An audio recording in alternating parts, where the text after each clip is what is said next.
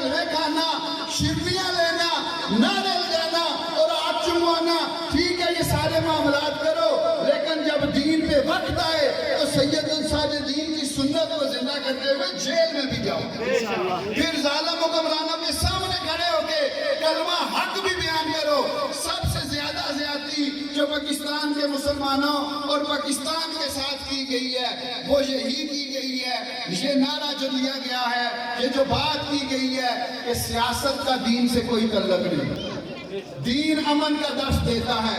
ان دو باتوں نے پاکستان کے مسلمانوں کو تباہی کے دہانے پر پہنچا دیا، پاکستان کو تباہی کے دہانے پر پہنچا دیا۔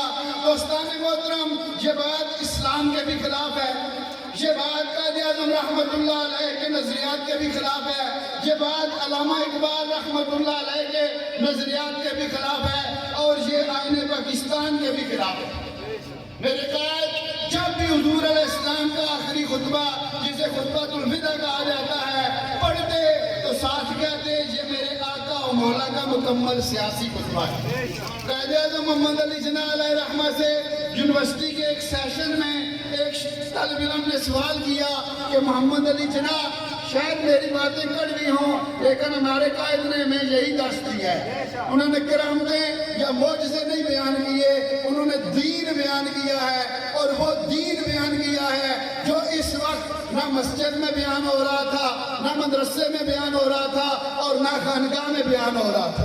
میں نے پہلے یہ بات کی ہے کہ میرا قائد دین کا حقیقی ترجمان تھا، اور انہوں نے اس طرح دین کی ترجمانی کی کہ نہ صرف پاکستان، پوری دنیا نے یہ مانا کہ واقعی یہ کوئی دین کا ترجمان ہے۔ وہ یہ بات اکثر کرتے تھے کہ یہ بات نہ کہا کرو، یہ دعویٰ نہ کیا کرو کہ میں عاشق رسول ہوں، میں غلام رسول ہوں، میں رسول اللہ کا نوکر ہوں۔ وہ کہتے تھے کہ کام ایسے کرو کہ خود مدینے سے صدا آئے وہ میرا غلام، وہ میرا نوکر آیا۔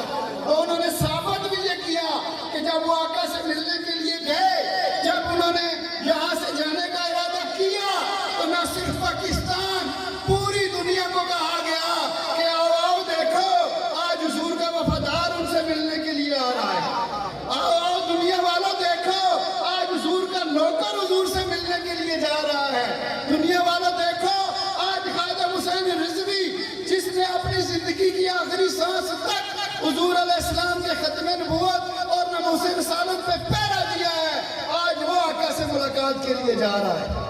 میں بات کر رہا تھا کہ سب سے زیادہ نقصان ہمیں اس چیز نے پہنچایا ہے۔ قائد اعظم محمد علی جناح سے انہوں نے پوچھا جو ملک بنا رہے ہیں محمد علی جناح، جو بھی قائد اعظم کی سوانح یاد پہ کتاب ہے اس میں آپ کو یہ بات ملے گی، ہاں ملی تو میں ذمہ دار ہوں کہ جو ملک آپ بنانے جا رہے ہو اس کا منشور اور دستور کیا ہوگا۔ قائد اعظم محمد علی جناح علیہ رحمہ نے فرمایا میں کون ہوتا ہوں منشور یا دستور دینے والا، منشور تو 1400 سال پہلے میرے آقا و مولا دے گئے۔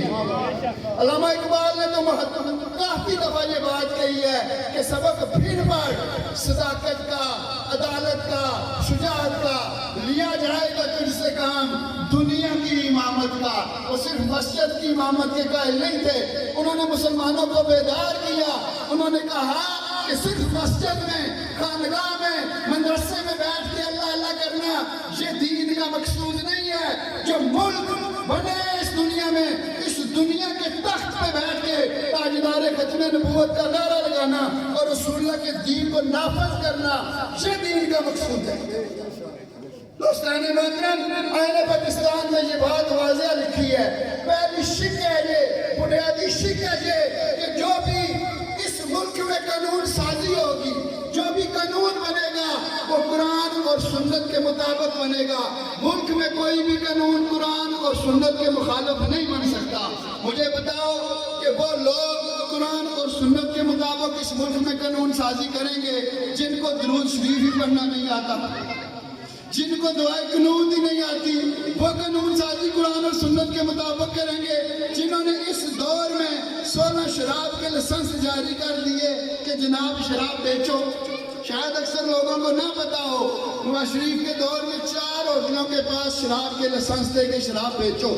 یہ جس نے ریاست مدینہ کا نعرہ لگایا ہے، اس دور میں 16 ہوٹلوں کو شراب کے لائسنس دیے گئے ہیں کہ شراب بیچو۔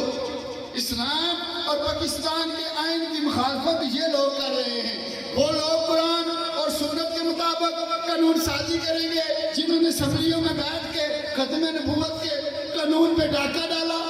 وہ لوگ قرآن اور سنت کے مطابق قانون سازی کریں گے جنہوں نے ممتاز قادری کو پھٹے لگایا۔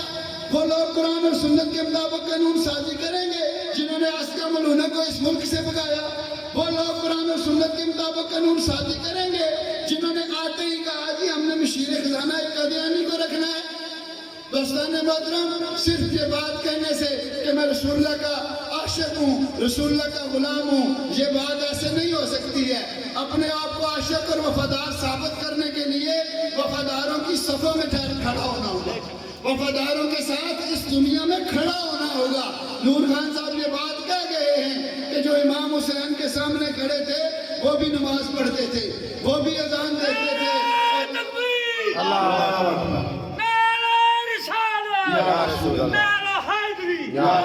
وہ بھی یہ سارے کام کرتے تھے۔ گزارش یہ ہے کہ جب دین اور سیاست اکٹھے ہوتے تھے، آخری بات کر کے اپنی بات کو ختم کرتا ہوں، آج دین اور سیاست کو جدا کر دیا گیا ہے تو حالت یہ ہو گئی ہے کہ کوئی بھی عالم دین، کوئی بھی رسول اللہ کا سچا غلام وہاں تک نہیں جا رہا، اور جو حالت ہے وہ آپ کے سامنے ہے۔ میں اس دور کی ایک بات آپ کے سامنے بیان کرتا ہوں، جب دین اور سیاست اکٹھے تھے۔ یہ بات اگر آپ کہہ دیں تو آپ کو یاد بھی رہے گی، جب دین اور سیاست اکٹھے تھے، ابھی جدا نہیں ہوئے تھے۔ حضرت عمر رضی اللہ تعالیٰ عنہ نے حضرت سعید بن عامر رضی اللہ تعالیٰ عنہ کو ایک جگہ گورنر بنا کر بھیجا۔ یہ کس دور کی بات ہے؟ جب دین اور سیاست اکٹھے تھے، ابھی جدا نہیں ہوئے تھے۔ حضرت عمر رضی اللہ تعالیٰ کی یہ عادت تھی کہ وہ جہاں بھی اپنا گورنر بھیجتے، کچھ عرصے بعد اس کی خبرگیری کے لیے پہنچ جاتے کہ میرا گورنر کیا کر رہا ہے۔ یہ اس دور کی بات ہے جب دین اور سیاست اکٹھے تھے، ابھی جدا نہیں ہوئے تھے۔ اس وقت گورنر اس طرح ہوتے تھے۔ حضرت عمر رضی اللہ تعالیٰ وہاں چلے گئے، آپ نے مسجد میں لوگوں کو بلا لیا اور ان سے پوچھا جو گورنر میں نے تمہارے پاس بھیجا ہے تمہیں اس سے کوئی شکایت ہو تو مجھے بتاؤ۔ یہ کس دور کی بات ہے جب دین اور سیاست اکٹھے تھے؟ آج دین کو سیاست سے جدا تم نے کیا ہے تو دیکھ لو وہ گورنر ملعون سلمان تاثیر پیدا ہو گیا ہے۔ جب دین کو سیاست سے جدا کرو گے تو پھر سلمان تاثیر جیسے گورنر ہوں گے۔ جب دین اور سیاست اکٹھے ہوں گے تو پھر سعید بن عامر کے جانشی پیدا ہوں گے۔ انہوں نے پوچھا وہاں لوگوں سے کہ بتاؤ جو گورنر میں نے بھیجا ہے اس کی کیا پوزیشن ہے، تمہیں اس سے کوئی شکایت تو نہیں ہے؟ لوگوں نے کہا حضرت ہمیں ان سے پہلی شکایت یہ ہے کہ جب سے یہ آئے ہیں، جو پہلے گورنر یہاں موجود تھے وہ صبح نماز پڑھنے کے فوراً بعد ان لوگوں کے معاملات مسائل چننا شروع کر دیتے تھے۔ یہ نماز پڑھ کے گھر چلے جاتے ہیں، 2-3 گھنٹے بعد واپس آتے ہیں۔ حضرت عمر نے فرمایا اس کے علاوہ انہوں نے کہا دوسری شکایت یہ ہے کہ یہ صرف دن کو ہمیں میسر ہوتے ہیں، رات کو یہ دو لوگوں کے معاملات نہیں سنتے۔ انہوں نے کہا اس کے علاوہ انہوں نے کہا تیسری شکایت یہ ہے کہ یہ ہفتے میں ایک دن چھٹی کر لیتے ہیں۔ انہوں نے کہا اس کے علاوہ انہوں نے کہا چوتھی ہماری شکایت یہ ہے کہ یہ عجیب دیوانہ بندہ اپنے ہم پہ گورنر اور حاکم بنا کے بھیج دیا ہے، یہ تو مجمع کے دوران ہی مجمع میں محفل میں ہی رونا شروع ہو جاتے ہیں، روتے روتے ان کی ہچکی بن جاتی ہے اور یہ بے ہوش ہو جاتے ہیں۔ آپ نے کہا اس کے علاوہ انہوں نے کہا بس یہ 4 شکایتیں ہیں، اس کے علاوہ کوئی شکایت نہیں ہے۔ یہ اس دور کی بات ہے جب دین اور سیاست اکٹھے ہوتے تھے۔ دوستان محترم، ساری باتوں کا حل یہی ہے اور سارے مسائل حل ہی تب ہوں گے جب دین اور سیاست اکٹھے ہوں گے۔ کیوں کہ یہی دستور رسول اللہ نے ہمیں دیا تھا، صحابہ نے اسی طرح سیاست کو اور دین کو چلایا۔ آج وہ لوگ آ گئے جو مسجد میں جاتے ہی نہیں ہیں تو انہوں نے دین اور سیاست کو علیحدہ ہی کرنا تھا۔ اور یقین کریں کہ جن مولویوں نے، جن پیروں نے، جن نادخانوں نے یہ بات کی، انہوں نے عالم کفر کے لیے میدان کھلا چھوڑ دیا۔ بھئی اب کسی مولوی نے، کسی پیر نے، کسی عالم دین نے اس طرف رخ نہیں کرنا ہے، تم اسمبلیوں اور سینٹ میں اپنے نوکر چاکر لے آؤ۔ معاملہ وہی ہوا۔ میں بات جو کر رہا تھا، حضرت عمر رضی اللہ تعالیٰ نے اپنے گورنر کو بلا لیا کہ آج سعید بن अमर, आपने कहा कि तुम्हारी शिकायत आई है, इन लोगों ने ये शिकायतें की हैं।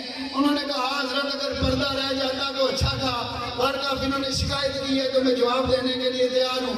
उन्होंने कहा पहली शिकायत ये है कि जो पहले गवर्नर थे वो सुबह नमाज के बाद लोगों के मसाइल सुनना शुरू हो जाते थे, आप घर चले जाते हैं।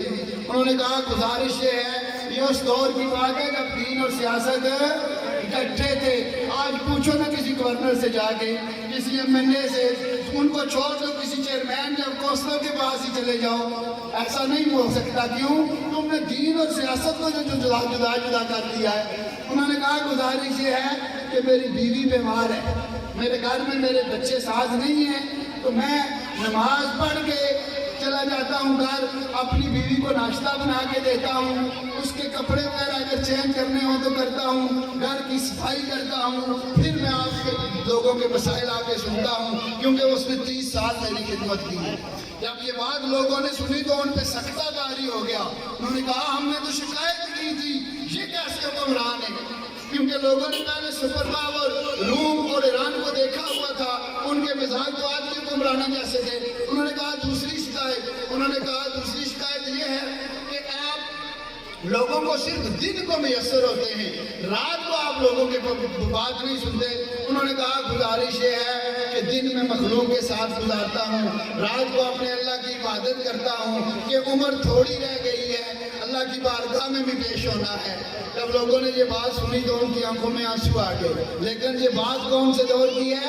जब दीन और सियासत इकट्ठे होते थे। उन्होंने कहा तीसरी शिकायत ये है कि आप हफ्ते में एक दिन छुट्टी कर लेते हैं। उन्होंने कहा गुजारिश ये है कि मेरे पास कपड़ों का सिर्फ एक ही जोड़ा है। ये कौन से दौर की बात है जब दीन और सियासत इकट्ठे होते थे? आज नौकरों चाकरों के कपड़ों का हिसाब ही नहीं है, तो गवर्नर की तो बात ही और होगी। उन्होंने कहा गुजारिश ये है कि कपड़ों का सिर्फ मेरे पास एक ही जोड़ा है, जरा 6-7 दिन यूज करता हूँ, मैले हो जाते हैं। जिस दिन मैं छुट्टी करता हूँ मैं अपने कपड़े धोता हूँ, बीवी की चादर अपने जिस्म पे ओढ़ता हूँ, जरा कपड़े सूखने में टाइम लग जाता है, इसलिए उस दिन मैं लोगों के पास हाजिर नहीं हो सकता। उन्होंने कहा जनाब चौथी शिकायत ये है कि आप लोगों के दरमियान रोना शुरू हो जाते हैं, आपकी हिचकी बन जाती है और आप बेहोश हो जाते हैं। उन्होंने कहा गुजारिश ये है कि मैंने इस्लाम आखिरी उम्र में कबूल किया, उस वक्त मेरी उम्र तकरीबन 40 साल के लगभग थी। अब जब सोचता हूँ कि अगर अल्लाह पाक की बारगाह में हिसाब देना पड़ गया तो हर 40 सेकंड का हिसाब नहीं दे सकूंगा, तो 40 साल का हिसाब कैसे दूंगा? ये बात जब ज़हन में आती है तो रोना शुरू हो जाता हूँ, रोते रोते हिचकी बन जाती है और बेहोश हो जाता हूँ। जब लोगों ने ये बात सुनी तो लोग रोना शुरू हो गए। हज़रत सईद बिन आमर रज़ी अल्लाह तआला अन्हु ने कहा कि आप हज़रत अमीरुल मोमिनीन मेरी बात शिकायतें तो आपने सुनी, अब मेरी सज़ा भी तजवीज़ कर दीजिए कि मेरी सज़ा क्या है। हज़रत उमर बिन खत्ताब रज़ी अल्लाह तआला ने हाथ उठाए और उन्होंने दुआ की, या अल्लाह हुजूर की उम्मत में सईद बिन आमर जैसे और गवर्नर हमें अता फरमाए। अब मुझे बताओ सईद बिन आमर के जानशीन किसी खिलाड़ी के विजन के साथ होंगे या रसूलुल्लाह के दीन के साथ होंगे? मुझे बताओ हज़रत उमर बिन अब्दुल अजीज या हज़रत उमर बिन खत्ताब रज़ी अल्लाह तआला के जानशीन किसी सनतकार के विजन के साथ होंगे या रसूलुल्लाह के दीन के साथ होंगे? मस्जिद में ये दुआ कर देना, या अल्लाह इस मुल्क में दीन का नफाज कर दे। आप लोग आमीन करके चले जाते हैं, ऐसे दीन नाफज हो जाएगा? ऐसे दीन नाफज नहीं होगा। दोस्तान मोहतरम, दीन को नाफज करने के लिए जब वक्त आए दीन को नाफज करने का, जब वक्त आए फैसला करने का, उस वक्त दीन के साथ खड़े हो जाओ। अगर उस वक्त बल्ले शेर तीर के साथ खड़े हो जाओ तो इस तरह दीन नाफज नहीं होगा। अब आपकी मर्जी है। मेरे कायद ने जो विजन दिया है, मेरे कायद ने जो मंशूर और दस्तूर दिया है, वो रसूलुल्लाह का दीन दिया है। خادم رضوی نے اپنی کوئی بات نہیں کی ہے، انہوں کا ایک ادارہ تھا کہ ہم نے رسول اللہ کے دین کو تخت پہ لانا ہے۔ اب آپ کی مرضی ہے، آپ کسی کھلاڑی کے ویژن کے ساتھ کھڑے ہو جائیں، کسی صنعتکار کے ویژن کے ساتھ کھڑے ہو جائیں، کسی جاگیردار کے ویژن کے ساتھ کھڑے ہو جائیں، یا رسول اللہ کے دین کے ساتھ کھڑے ہو جائیں۔ ہماری یہ خوش بختی، اللہ کا شکر ادا کرتے ہیں اور دعا کرتے ہیں، یا اللہ ہمیں روزے قیامت جس صف میں خادم رضوی کھڑا ہو، آپ تو اچھے لوگ ہیں، میں بڑا گنہگار ہوں، یا اللہ اس صف میں اٹھا، بے شک میں آخری بندہ ہوں۔ کیا کوئی پی ٹی آئی کا بندہ یہ دعا کر سکتا ہے ہمیں عمران خان کے ساتھ اٹھا؟ کیا کوئی نون لیگ کا بندہ یہ دعا کر سکتا ہے نواز شریف کے ساتھ اٹھا؟ کیا کوئی زرداری کا بندہ یہ دعا کر سکتا ہے بھٹو یا زرداری کے ساتھ اٹھا؟ تو دوستان محترم، اہل مدینہ دو واقعے پہ بہت خوش ہوئے تھے۔ زندگی میں سب سے زیادہ ان کو خوشی دو موقعوں میں ہوئی تھی۔ ایک وہ موقع تھا جب ان کو یہ خبر ملی کہ رسول اللہ صلی اللہ علیہ وسلم مدینے میں آ رہے ہیں۔ اس وقت وہ گھروں میں، چراؤں میں آ کے گھروں کی چھتوں سے دیکھتے کہ رسول اللہ کب آئیں گے۔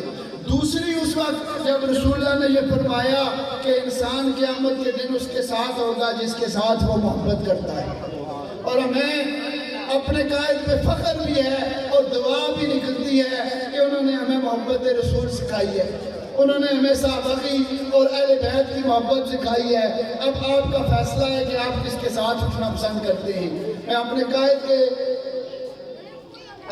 نذرانہ عقیدت کے لیے چند اشعار پیش کر کے اجازت چاہتا ہوں کہ لہو میں بھیگے تمام موسم گواہی دیں گے کہ تم کھڑے تھے، وفا کے رستے کا ہر مسافر گواہی دے گا کہ تم کھڑے تھے، سحر کا سورج گواہی دے گا کہ جب اندھیروں کی کوک میں سے نکلنے والے یہ سوچتے تھے کہ کوئی جگنو بچا نہیں ہے، جب دین کے نام پہ کھانے والے، جب ہاتھ چموانے والے، جب گدیوں پہ بیٹھنے والے حضور کے ختم نبوت پہ حملہ ہو گیا تو وہ گھروں میں، گدیوں میں، مدرسوں میں بیٹھے ہوئے تھے، لوگ دیکھ رہے تھے کہ اسمبلی میں ختم نبوت کے قانون کو چینج کر دیا گیا ہے، اب کون میدان میں آئے گا؟ اس وقت خادم رضوی میدان میں آیا تھا۔ آسیہ ملونوں کو لوگوں نے یہاں سے بھگا دیا تو دین پہ نام پہ کھانے والا کوئی بھی میدان میں نہ آیا، ایک شخص میدان میں آیا جس کا نام خادم رضوی تھا۔ جب قادیانیوں کو مشین لگانے کی بات کہی گئی تو دین کے نام پہ کھانے والے گھروں میں بیٹھے ہوئے تھے، مسجدوں اور خانگاہوں میں بیٹھے ہوئے تھے۔ ایک شخص تھا جس نے کہا کہ اس ملک میں قادیانی مشین نہیں لگ سکتا، اس کا نام خادم رضوی تھا۔ جب مسجدوں میں فلموں کی شوٹنگ ہو رہی تھی تو لوگ اس بات میں بے ہوش پڑے تھے، جو دین کے نام پہ کھاتے تھے ان کو مسجد کے تقدس کی کوئی فکر نہیں تھی۔ خادم رضوی نے اس وقت کہا کہ تمہاری جرت کیسے ہوئی کہ تم ان طوائفوں کو مساجد میں لا کے شوٹنگ کرو؟ اس وقت ایک ہی شخص تھا جس نے مسجد کے تقدس کے لیے آواز اٹھائی، اس کا نام خادم رضوی۔ جب اندھیروں کی کوک میں سے نکلنے والے یہ سوچتے تھے کہ کوئی جگنو بچا نہیں ہے، تم کھڑے تھے۔ تاجدار ختم نبوت زندہ باد، تاجدار ختم نبوت زندہ باد۔ رسول اللہ لبیک لبیک لبیک یا رسول اللہ لبیک لبیک لبیک یا رسول اللہ لبیک۔ کوئی ٹائم نہیں، صفے بنا لیں، اذان ابھی ہوگی اور اس کے بعد یہیں پہ لنگر ہوگا۔ جماعت کے لیے صفے بنا لیں۔